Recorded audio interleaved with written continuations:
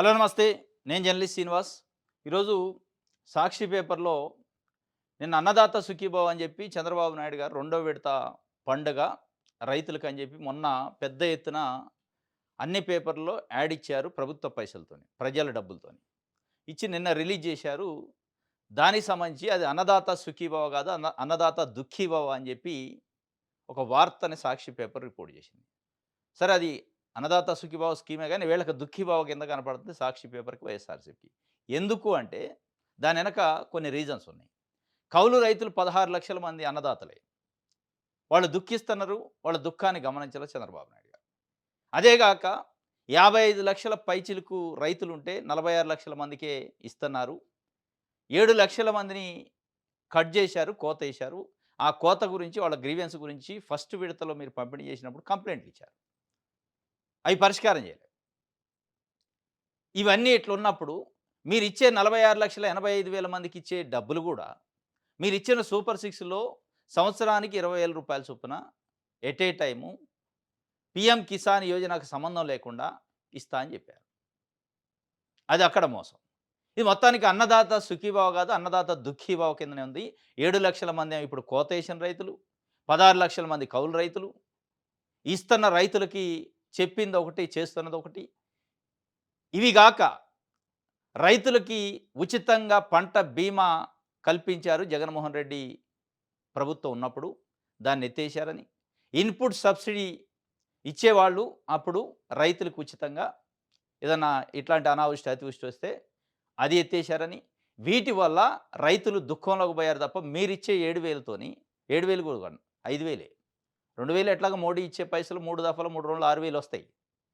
మీరిచ్చే రూ. 5,000 ఒక దఫా 3 దఫాలు 3 ఐదులు 15,000 ఇస్తారు. 14,000 మళ్ళా మీరిచ్చేది. 2 సార్లు 2 ఐదులు ఒకసారి 4,000. మీరిచ్చే 14,000తోని వాళ్ళు అన్నదాతలు సుఖీభవ గారు. దుఃఖీభవ పోవాలంటే, వాళ్ళ దుఃఖం పోవాలంటే, వాళ్ళ కష్టం పోవాలంటే, మీరు వాళ్ళకు ఉచిత బీమా కల్పించాలి. ఇన్పుట్ సబ్సిడీ కల్పించాలి. పండించిన పంటకు ధర కల్పించాలి. వాళ్ళకి కావాల్సిన ఇత్తనాలు, కావాల్సిన ఎరువుల్ని కొనుక్కోవటానికి సఫిషియెంట్‌గా ఏర్పాటు చేయాలి. యూరియా సఫిషియెంట్‌గా లేదు. లైన్‌లు కట్టే పరిస్థితి. పండించిన పంట అమ్ముకుందాం అంటే కాలబెట్టుకునే పరిస్థితి ధర లేక. అది చీనీ రైతులు కావచ్చు, మామిడి రైతులు కావచ్చు, పొగాకు రైతులు కావచ్చు, చెరుకు కావచ్చు, మిర్చి కావచ్చు, పత్తి కావచ్చు. మనం చూస్తాం. దానికి కనీసం కేంద్ర ప్రభుత్వంతోని కొనుగోలు చేయించే వ్యవహారంలో కూడా ఒక ముందంజేసి, ఒక ముందడుగేసి వాళ్ళని కాపాడే ప్రయత్నం చేయట్లేదు. ఇది ఈరోజు రైతులకి సంబంధించి అన్నదాత సుఖీభావ అనే కూటమి ప్రభుత్వానికి కనపడుతుంది. అది సుఖీభావ కాదు దుఃఖీభావ అని చెప్పి వైఎస్ఆర్‌సీపీకి కనపడుతుంది. దాని వెనక రైతులకు కూడా కొంతమందికి కనపడుతుంది. ఇది వాస్తవం. కొన్ని లక్షల మంది రైతులు ఎదురు చూస్తున్నారు. మాకేమైంది అని చెప్పి. ఆ ఇచ్చే మీరు మీరు కోతలు పెట్టి ఇచ్చే దాంట్లో కూడా మళ్ళా ఇవ్వని పరిస్థితి అందరికీ. ఇది ఒక వార్త అయితే ఇక అటకెక్కుతున్న బాబు కేసులో 2014, 19 మధ్య బరితెగించి అక్రమాలు, పూర్తి ఆధారాలతో నిగ్గుతేల్చిన సీఐడీ, అవినీతి నిర్ధారించిన కాగు. 2014, 2019 మధ్య కాలంలో ముఖ్యమంత్రిగా చంద్రబాబు నాయుడు గారు ఉన్నప్పుడు మద్యం కుంభకోణంలో రూ. 5,000 కుంభకోణం జరిగిందని సిఐడి కేసు పెట్టింది. ఆ కేసుకు సంబంధించి బెయిల్ తీసుకున్నారు. ముందస్తు బెయిల్ చంద్రబాబు నాయుడు గారు. ఆ బెయిలు పైన నడుస్తుంది కేసు.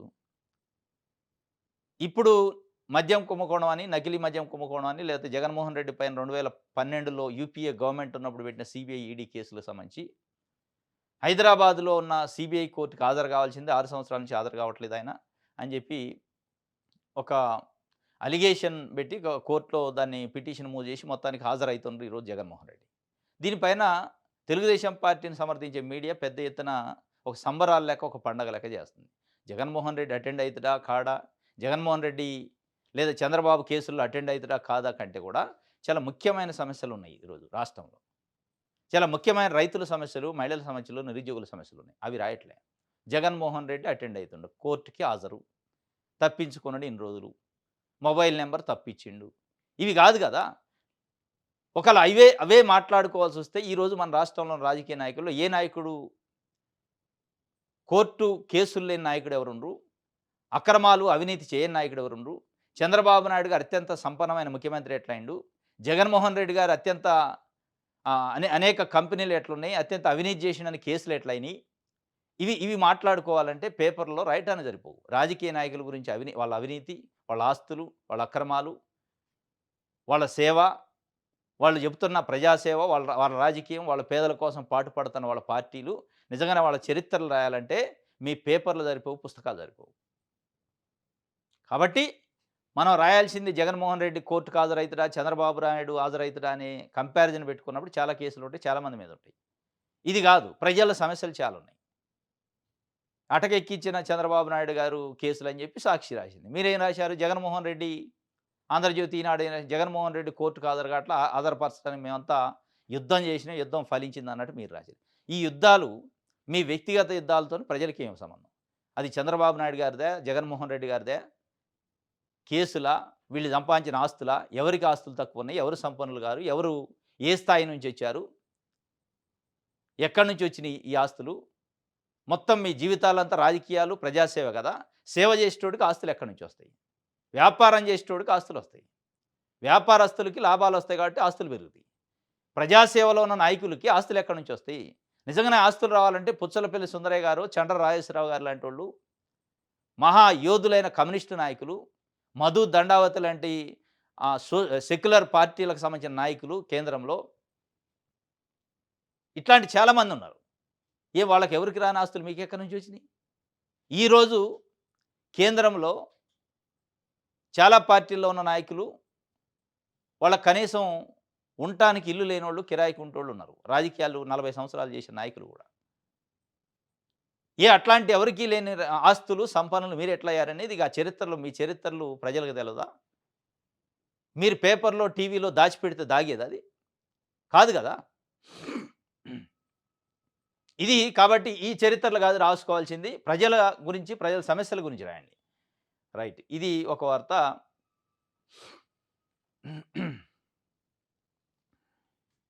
హ్మ్. రైట్. పీ4 పాలసీ ప్రారంభ సభకు 5,61,00,000 పీ4 సభకు చేసిన ఖర్చు వివరాలు. మార్చిలో మార్చి 30, 2025 నాడు చంద్రబాబు నాయుడు గారు నా కల్లోకొచ్చింది పీ4 అనే ఒక స్కీము. నేను ఇన్నోవేషన్ చేసిన స్కీము. దీంతోనే పేదరికం అయిపోద్ది. ప్రతి సంపన్నుడు ఒక మార్గదర్శి అయ్యి బంగారు కుటుంబాలంటే పేద కుటుంబాలను బంగారు కుటుంబం అని పేరు పెట్టి దత్తత తీసుకొని ఒక్కొక్క పేద కుటుంబానికి 20 లక్షల ఆర్థిక సాయం చేసి వాళ్ళని ఇక పేదరికం లేకుండా చేస్తా. నేను పేదరిక నిర్మూలనకి ప్రభుత్వం చేసేది ఇదే. కేవలం మీడియేషన్ ఉంటాం. మేము ₹1 ఖర్చు పెట్టం. ఎక్కడైతే మార్గదర్శులు ఉన్నారో వాళ్ళని పట్టుకొచ్చి బంగారు కుటుంబాలకి దత్తత తీసుకునే కార్యక్రమానికి మీడియేషన్, మధ్యవర్తిత్వం చేస్తాం. దీనికోసం ఒక ఆర్భాటం, ఒక హంగు, ఒక ప్రచారం, ఒక యాడు. ఏంటి మీ పాత్ర? చేసేది మార్గదర్శి సహాయం, తీసుకునేది బంగారు కుటుంబం, పేదోళ్ళు. మీ పాత్ర ఏంది? మీ పబ్లిసిటీ ఏంది? మీ ప్రచారం ఏంది? 5,61,00,000 మీరు దేనికి ఖర్చు పెట్టారు? ఒకవేళ ఎంత పెట్టారు? ఏమైంది మరి? ఆ పీ4 ఎక్కడికి పోయింది? ఎక్కడుంది? ఏమైతుంది? ఎన్ని ఎన్ని బంగారు కుటుంబాలు పేదరికం నుంచి బయటపడ్డాయి? ఎంతమంది మార్గదర్శులొచ్చారు? ఏమి సహాయం చేశారు? ఇప్పుడు ఆన్‌గోయింగ్ నడుస్తుందా అది? మరి ఆ పీ4ని మళ్ళా పక్కకు పెట్టి నేను పెట్టుబడులు, నేను పారిశ్రామికవేత్తలు తీసుకొస్తా, 30,00,000 ఉద్యోగాలొస్తాయి, 25,00,000 ఉద్యోగాలొస్తాయి, 13,00,000 కోట్ల పెట్టుబడులు, ఇవి ఎందుకు చెప్తున్నారు? మరి ఇది చెప్తున్నప్పుడు ఆ పీ4 ఎక్కడికి పోయింది? పీ4ని ఎందుకు వదిలేశారు? 5,61,00,000 తగలబెట్టారు, ప్రజల సొమ్ముని తీసిపోయి. ఆడ ఒరిగింది లేదు, వచ్చింది లేదు. ఇది ఈరోజు జరుగుతుంది. గ్రామ వార్డు సచివాలయ శాఖ ఒక 54,00,000 పైను, బస్సులలో తరలించినందుకు 1,07,00,000, మొత్తం కలిపితే 5,61,00,000 తీసిపోయి ప్రజల సొమ్ముని మీ ప్రచారానికి, మీ పబ్లిసిటీ పిచ్చికి వాడుకొని పేద ప్రజలు అక్కడే ఉన్నారు. బంగారు కుటుంబాలు ఏం కాలే వాళ్ళు. మార్గదర్శులు ఏం చేస్తారంటే మేము సాయం చేయాలంటే మాకేమొస్తది? మేము 20,00,000 ఒక కుటుంబాన్ని దత్తత తీసుకోవడానికి మీరేం ఇస్తారు ప్రభుత్వం నుంచి? మాకు బెనిఫిట్ ఏమి ఇస్తారని అడిగే పరిస్థితికొచ్చింది. మీరు చెబుతున్న 13,00,000 కోట్ల పెట్టుబడిదారులు ఎంతమంది మార్గదర్శులు ఉన్నారు? ఎంతమంది బంగారు కుటుంబాలను తీసుకున్నారు? వాళ్ళంతా మార్గదర్శులే కదా! వాళ్ళంతా ఇండస్ట్రియలిస్టులే కదా! ఉండరు. ఇయన్నీ కాకమ్మ కథలు. ఇది సిఐఏ సమావేశాలకు అడ్వాన్సు ఖర్చు 5,00,00,000. విశాఖపట్నంలో 2 రోజులు ఈ నెల 14, 15 జరిగింది. సిఐఐ సదస్సు అని. దానికి ₹1,00,00,000 ఖర్చులైనయి. లక్షలలో జాబులన్నారు, లక్షలలో పెట్టుబడులన్నారు. ఒకవైపు ప్రతిపక్షాలు, ప్రజలు, ప్రజా సంఘాలు కోరుకునేదంటే మీ ఎంఓయూల కథ మాకొద్దు. కావాల్సింది ఎంఓయూలు గాదు, ఉద్యోగాలు గావాలి. ఎంఓయూల పేరు చెప్పి మేము ఎంఓయూలు చేసుకున్నాం 13,00,00,000 16,00,000 ఉద్యోగాలొస్తాయి. ఇక అయిపోయింది ఉద్యోగాలొచ్చినట్టే అని మీరు భ్రమలలో ఉండి పేదల్ని, యువతను గూడా భ్రమలలో తీసుకెళ్ళొద్దు. కావాల్సింది ఎంఓయూలు కాదు, ఉద్యోగాలు గావాలి. నిజంగానే ఎంఓయూల కథే మీరు చెప్తే 2016, 17, 18, 23 ఈ 4 సార్లు జరిగిన ఎంఓయూలలో ఎన్ని ఉద్యోగాలొచ్చినాయి, ఎన్ని పెట్టుబడులొచ్చినాయి, ఎన్ని కంపెనీలొచ్చినాయి. ఇది గదా మీరు జెప్పాల్సింది. చెప్పరు. కానీ దానికోసం ఖర్చు, దానికోసం యాడ్‌లు, పబ్లిసిటీ. ఇది పెద్ద ఎత్తున రైతులకు ఒక రూ. 7,000 ఇస్తే అది పబ్లిసిటీ ఇస్తే. అదేదో వాళ్ళ ఇంట్ల సొమ్ము నుంచి ఇచ్చినట్టు, వాళ్ళ ఆస్తులు అమ్మి ఇచ్చినట్టు. ఈ కలరింగులు, ఈ పబ్లిసిటీ ఇది మళ్ళా ఎవరితోని? ప్రజల డబ్బులతోని. ఇది ఒక వార్త. చిట్టి డబ్బులు ఇవ్వంటే కేసు పెట్టారట మార్గదర్శి చిట్ ఫండోళ్ళు. సూర్యాపేట జిల్లాలో చివ్వేమల మండలం కొడుకుడాట. చిట్టి పాట ఏమన్నారు? ఏసిండు. 7 నెలల పాటు చిట్టీలు పే చేసిండు. దాని తర్వాత పాట పాడితే ఆయన పేరొచ్చింది. ఇక డబ్బులు ఇవ్వంటే నానా ముప్పు తిప్పలట. ఆ ముప్పు తిప్పలు పెడుతుంటే నా డబ్బులు ఎందుకివ్వరు అని చెప్పి ఆయన ఆల్రెడీ ఒక 6,00,000, 7,00,000 దాకా పే చేసిండు. 25,00,000 ఆయనకి చిట్టి పాట రావాలి. ఇవ్వట్లే. ఇవ్వకపోతే ఆఫీస్‌కి పోయి గొడవ చేసిండట. గొడవ చేసినందుకు ఉల్టా ఆయన మీద కేసయింది. అంటే నువ్వు చిట్టి పైసలు ఇవ్వాల్సిన అగ్రీమెంట్ ప్రకారం ఇవ్వాల్సితే కేసులు కావు. అగ్రీమెంట్ ప్రకారం ఆ ఖాతాదారుడికి చిట్టి పైసలు ఇవ్వాలి. ఇవ్వనప్పుడు నెలలు నెలలు తిప్పితే ఎవరు కంప్లెయింట్ చేసినా కేసు కాదు. ఎవరు చర్య తీసుకోరు. కానీ ఆయన ఆవేశం వచ్చి, ఆక్రోశం వచ్చి ఆయన ఆవేదన బయట పెట్టుకుంటే ఆయన ఏదో అవసరాలుండేగా చిట్టి పాట కట్టుకునేది. గట్టిగా నిలదీసో లేకపోతే గొడవ చేస్తాను ఆఫీస్‌కి పోయి ఇది కేసయింది. మరి ఆఫీస్‌కి పోయి గొడవ చేయకుండా ఎక్కడ మేము అడగాలి? ఎక్కడ కంప్లెయింట్ చేయాలంటే దానికి ఉండదు. కంప్లెయింట్ సెల్ ఉండదు. ఎవడు మాట్లాడడు, ఎవడు చెప్పడు. ఇది మార్గదర్శి. ఈనాడు చాటున మార్గదర్శి. ఈ దందా అనమాట. ఇది సాక్షికి సంబంధించి. ఆంధ్రజ్యోతి చూద్దాం.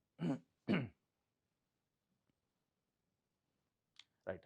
హంగామా చేద్దాం నేడు హైదరాబాద్ కోర్టుకు జగన్ అడావుడి చేయాలని ప్రణాళిక, తరలి రావాలని కార్యకర్తల సంకేతాలు, తానొస్తే భద్రతా సమస్యలు తప్పవంటూ వ్యక్తిగత హాజరుకు డుమ్మా కొట్టే ఎత్తుగాడ. హంగామా చేద్దామని జగన్మోహన్ రెడ్డి పిలిపించిండట. ఏబిఎన్ రాధాకృష్ణ గారు తలుపు సాటు నుండి విన్నారట. ఎవడైనా చేస్తారా? హంగామా చేద్దామంటే హంగామా చేస్తే కోర్టులకు హాజరు నుంచి మినహాయింపు ఉంటదా? ఇక నిజంగానే హంగామా చేయాలంటే చాలామంది చేస్తారు. ప్రతి అక్యూజ్డ్ హంగామా చేసి కోర్టు నుంచి తప్పించుకుంటాడా? ఆయనకున్న భద్రత, ఆయనకున్న ఆ ప్రోటోకాలు, ఆయన మాజీ ముఖ్యమంత్రి ఆ హోదాలో ఒకవేళ కోర్టు ఎగ్జామినేషన్ ఇస్తే ఇయ్యొచ్చేం గానీ, దాదాపు ఒక నెల రోజుల నుంచి జగన్ కోర్టుకు రావాలి. జగన్ ఎందుకు కోర్టుకు రాడు? 6 సంవత్సరాల నుంచి రావట్లే. ఇది ఒక పెద్ద సమస్య అయిపోయింది ఆంధ్రజ్యోతికి, ఈనాడుకి. ఇక దేశంలో, రాష్ట్రంలో ఏ సమస్యలు లేనట్టు, ప్రజలంతా సుఖశాంతులతో ఉన్నట్టు, ఇదే పెద్ద సమస్య అన్నట్టు అది కోర్టు చూసుకుంటది. మీకెందుకు ఈ తపన? మీరెందుకు ఈ భుజాలు తడుక్కోవటం? ఆయన హాజరైతారా? హాజరు కాకపోతే అరెస్ట్ వారెంట్ వద్దా? ఎన్‌బిడబ్ల్యూ వస్తదా? అది కోర్టు, పోలీసులు, అడ్వకేట్లు, సీబీఐ వాళ్ళు చూసుకుంటారు. మీరు హంగామా చేసే పరిస్థితి. ఇక ఇంకొకటి ఉన్న ఒక్క చెల్లిని చూసుకోలేరా అని జగన్మోహన్ రెడ్డిని షర్మిల అన్నట్టు ఒక వార్తను ఆంధ్రజ్యోతి ఇచ్చింది. వాస్తవంగా ఆమె నిన్న ప్రెస్ మీట్ పెట్టి పీసీసీ అధ్యక్షురాలు హోదాలో నువ్వు 13,00,000, 14,00,000 ఎంఓయూలు చూపించడం కాదు చంద్రబాబు నాయుడు గారు. మీరు ఇవ్వాల్సిన జాబులు, ఉద్యోగాలు ఇవ్వాలి తప్ప ఎంఓయూలు చూపించి ప్రజల్ని మభ్యపెట్టే ప్రయత్నం చేయొద్దు, మోసం చేయొద్దు. ఇప్పటికే 3 సార్లు మీరు ఈ సదస్సుల పేరిట ఇట్లాంటి ఒప్పందాల పేరు చూపించి ఉద్యోగాలు ఇవ్వాలి మొండి చూపించారు అని చెప్పింది. అది రాయలే. అది కనపడలే ఆంధ్రజ్యోతికి. అన్నను తిట్టింది కనపడది. ఆ వర్డ్ తీసుకొచ్చి ఈడ రాసిండు. సరే తిట్టితే తిట్టిందేమో. దాంతోని రాష్ట్రంలో ఉన్న ప్రజలకి ఏం సంబంధం? అది అన్నా చెల్లెళ్ళ సమస్య. ఎవరన్నా ఒక విలేకరు అడిగిండేమో, అడిగితే చెప్పిందేమో. అది గాకుండా ప్రజల గురించి, యువత గురించి, ఎంఓయూల గురించి, ఎంఓయూలో ఉన్న డొల్లతనం గురించి ఆమె సూటిగా ఒక పార్టీ అధ్యక్షురాలుగా అడిగితే, మాట్లాడితే దాన్ని రాయాల వార్త. నీదేం పత్రిక అన్నట్టు? ఎవరి కోసం ఈ పత్రిక? ఏమి రాస్తున్నారు వార్తలు? ఏం జర్నలిజం అన్నట్టు?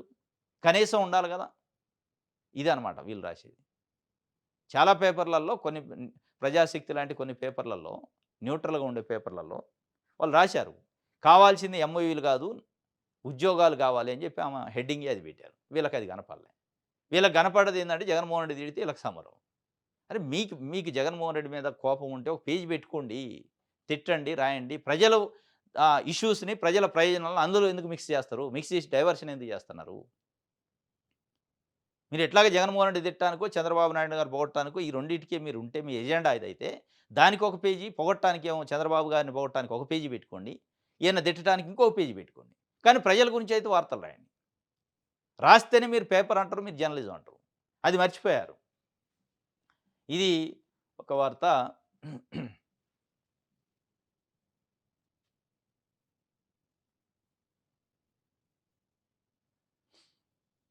హ్మ్.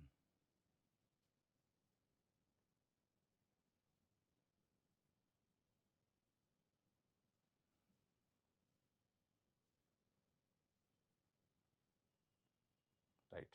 ఆ! ఆ ఊళ్ళో 50 ఇళ్ళున్నాయట. కానీ 90 మంది మావోయిస్టులుండ్రు. ఏ ఊళ్ళో అది? ఛత్తీస్‌గఢ్ రాష్ట్రంలో నిన్న హిడ్మా అని ఒక అత్యంత మోస్ట్ పవర్‌ఫుల్ లీడరు మావోయిస్ట్ పార్టీలో. ఆయన్ని ఎన్‌కౌంటర్ చేశారు పోలీసులు. ఆయనకు సంబంధించిన స్వగ్రామం. సుక్మా జిల్లా. ఛత్తీస్‌గఢ్ రాష్ట్రంలో సుక్మా జిల్లాలో పువర్తి అనే ఒక గ్రామం, చిన్న విలేజ్. 50 ఇండ్లే ఉంటాయట. 90 మంది మావోయిస్టులున్నారు. అంటే ఇంటికి ఇద్దరున్నారు.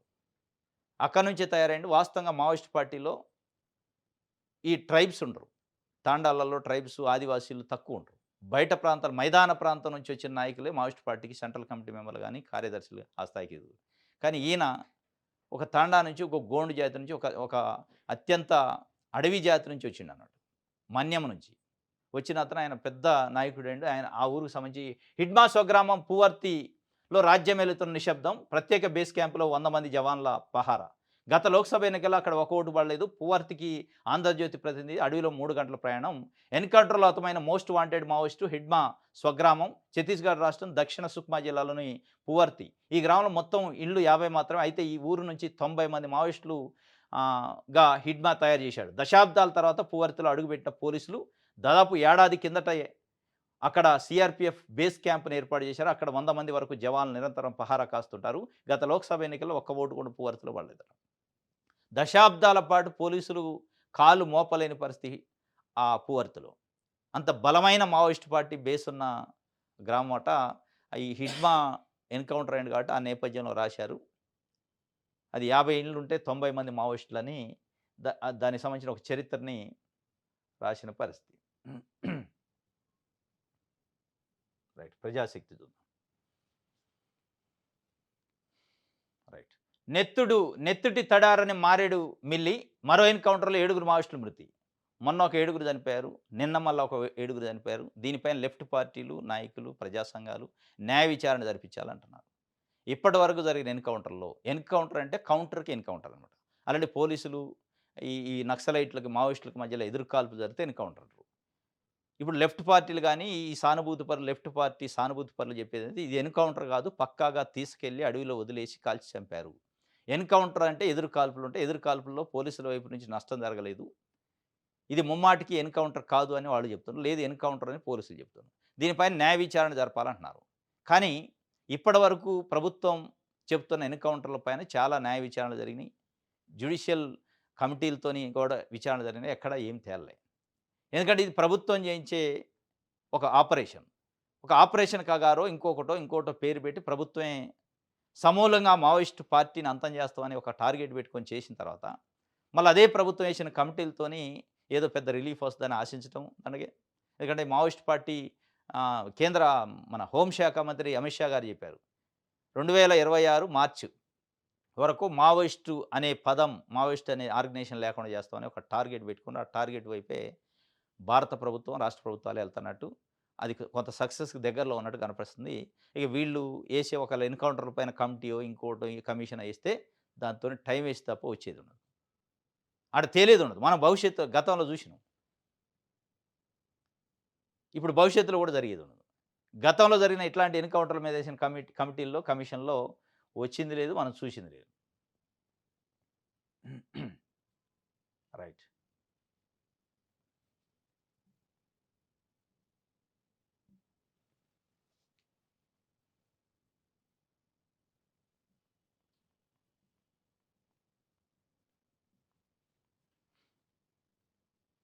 వార్తా పేపర్లు.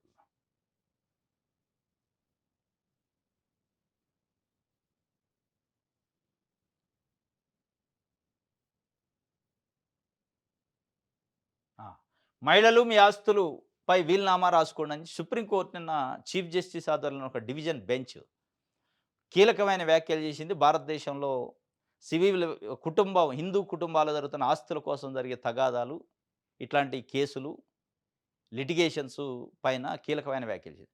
1956 హిందూ వారసత్వ చట్టంలో సెక్షన్ 15 ప్రకారం ఒక వివాహమైన మహిళ చనిపోతే, మృతి చెందితే ఆమె పేరుతోనున్న ఆస్తులు స్థిరాస్తులు ఏదైనా ఎవరికి చెందుతాయి?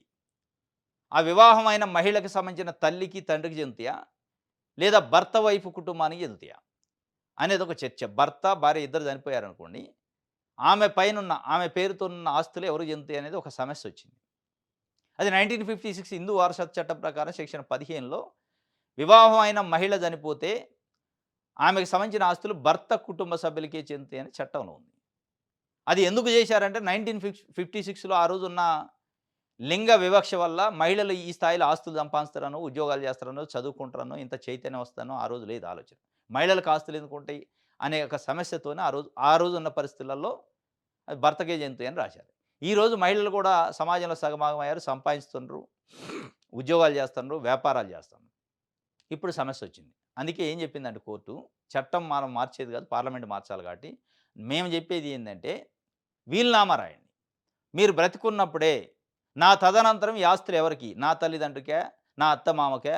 లేతే నా భర్త సోదరులకా? నా భర్త కుటుంబ సభ్యులకా? అనేది క్లియర్‌గా రాస్తే అది ఒక డెత్ వాంగ్మూలం లెక్క ఉంటది. మరణ వాంగ్మూలం కింద తీసుకొని దాని ప్రకారం మీరిచ్చిన వాంగ్మూలం ప్రకారం, మీరిచ్చిన వీలునామా ప్రకారం ఉంటది. ఆ వీలునామాలు రాయండి. ఇట్లాంటి డిస్ప్యూట్స్‌కి ఫుల్ స్టాప్ పెట్టండి అని సుప్రీంకోర్టు చెప్పింది. ఇక కొంతమంది మహిళలు చైతన్యం వచ్చిన మహిళలైనా కనీసం అట్లాంటి వీలునామాల్ని పెట్టుకుంటే ఒక అలవాటుగా పెట్టుకుంటే ఇక అది కోర్టుల చుట్టూ తిరిగేది. మీరు పోయిన తర్వాత, మీరు మృతి చెందిన తర్వాత అకాలంగానో ఇంకోటో మీ కుటుంబ సభ్యులు గొడవలు పడకుండా, తగాదాలు పడకుండా, కోర్టుల చుట్టూ, స్టేషన్‌ల చుట్టూ తిరగకుండా ఇది ఒక ఆయుధం అని చెప్పి స్పష్టంగా చెప్పింది సుప్రీంకోర్టు.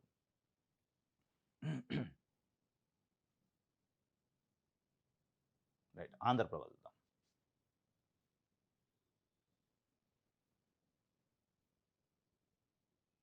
లిక్కర్ కేసులో నిందితులకు షాకు, డిఫాల్ట్ బెయిల్ రద్దు. 26లో లొంగిపోండి. ధనంజయ రెడ్డి, కృష్ణమోహన్ రెడ్డి, బాలాజీ గోవిందప్పలకు హైకోర్టు ఆదేశం. ఆ తర్వాత ఏసీబీ కోర్టులో రెగ్యులర్ బెయిల్ వేసుకోవాలని సూచన. వాళ్ళకి డిఫాల్ట్ బెయిల్ వచ్చింది. అంటే డిఫాల్ట్ బెయిల్ అంటే ఒక అక్యూజ్డ్‌ని అరెస్ట్ చేసి 90 రోజులు ఉంటే ఆటోమేటిక్‌గా బెయిల్ ఇవ్వాలి.